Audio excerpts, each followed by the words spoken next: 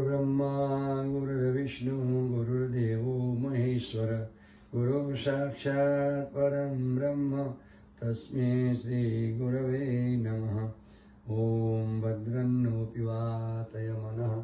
ओम शांति शांति शांति। प्रिय सज्जनों, परब्रह्म परमात्माની મહતી અનુકંપાથી આપણને મંગળમય જન્મ મળ્યો છે।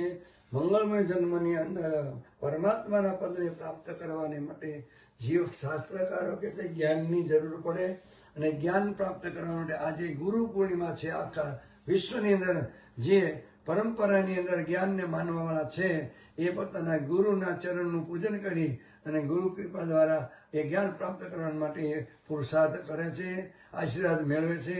અને ગુરુ કૃપા હિ કેવલમ શિષ્ય પરમ મંગલમ। ગુરુની કૃપા દ્વારા જો એ જ્ઞાન થાય તો જીવ જન્મ મરણના ચક્કરથી મુક્ત થઈ શકે છે। કેમ કે જ્યાં સુધી પોતાના સ્વરૂપનું જ્ઞાન ન થાય ત્યાં સુધી જીવને જન્મ મરણના ચક્કરથી છુટકારો મળતો નથી। તો આપણને આ મનુષ્ય જન્મ મળ્યો છે અને એ મનુષ્ય જન્મની અંદર ગુરુની ઉપાસના કરી, ગુરુની સેવા કરી અને હંમેશા સત્સંગના માધ્યમથી જ્ઞાન પ્રાપ્ત કરવાને માટે પુરુષાર્થ કરવું। કેમ કે જ્ઞાન વગર જન્મ મરણના ચક્કરથી મુક્ત થઈ શકાતું નથી। કેમ કે ભગવાનની ગીતાના ચોથા અધ્યાયની કહે છે જ્ઞાનમ લબ્ધ્વા પરામ શાંતિ મચિરૈણાધિગચ્છતિ। જ્ઞાન પ્રાપ્ત કરવાથી જીવ પરમ શાંતિના ભાગીદાર થઈ શકે છે। અને વેદોનો ઘોષ છે કે રીતે જ્ઞાનાદ ન મુક્તિ જ્ઞાનાદ એવતું કૈવલ્યમ તમે વિદિત્વા અતિમૃત્યુમેતિ નાન્ય પંથા વિદિતેનાય। કે જ્ઞાન પ્રાપ્ત કર્યા વગર એટલે પોતાના સ્વરૂપને જાણ્યા વગર કે છે કે જીવ જન્મ મરણના ચક્કરથી મુક્ત થઈ શકતો નથી। તો આજે ગુરુ પૂર્ણિમા છે। આજે ગુરુ પૂર્ણિમાને દિવસે ગુરુના ચરણનું પૂજન કરી, અંતકરણ શુદ્ધ કરી અને સત્સંગના માધ્યમથી ગુરુ કૃપા પ્રાપ્ત કરવા માટે, જ્ઞાન પ્રાપ્ત કરવા માટે પુરુષાર્થ કરો।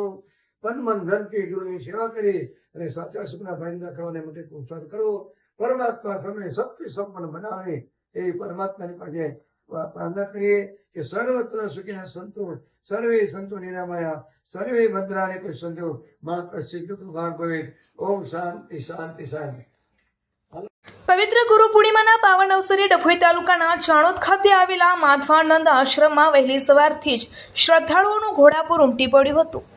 ગુરુ વંદના અને દર્શન માટે આશ્રમમાં મુખ્ય ગેટની બહાર ભક્તોની લાંબી કતારો જોવા મળી હતી। આ પાવન ગુરુ પૂર્ણિમા પ્રસંગ મુંબઈ સચ્ચિદાનંદ સેવક પરિવાર દ્વારા યોજાયો હતો। ચાણોદ માધવાનંદ આશ્રમ ટ્રસ્ટી ધર્મેન્દ્રભાઈ પટેલ, પ્રવીણભાઈ પટેલ તેમજ પોપટભાઈ કુકડિયા ચમારડી દ્વારા સ્વામી ભૂમાનંદ સાગરજી મહારાજના ચરણોમાં શીશ નમાવી આશીર્વાદ મેળવ્યા હતા અને ગુરુ પૂર્ણિમા પર્વની ભક્તિભાવપૂર્વક ઉજવણી કરવામાં આવી હતી।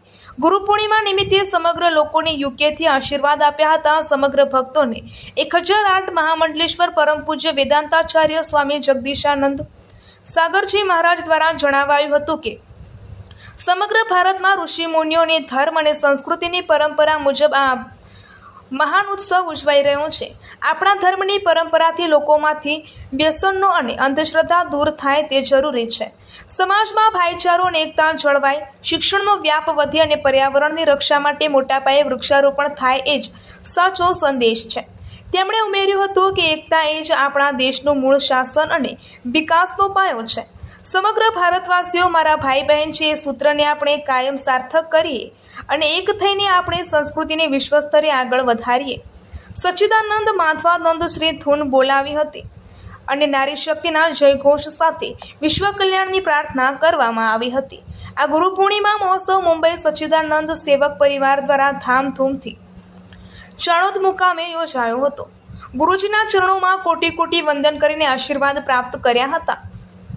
રિપોર્ટર ન્યૂઝ ઓફ પાટણ, અહેવાલ મહેન્દ્રભાઈ ડી પટેલ।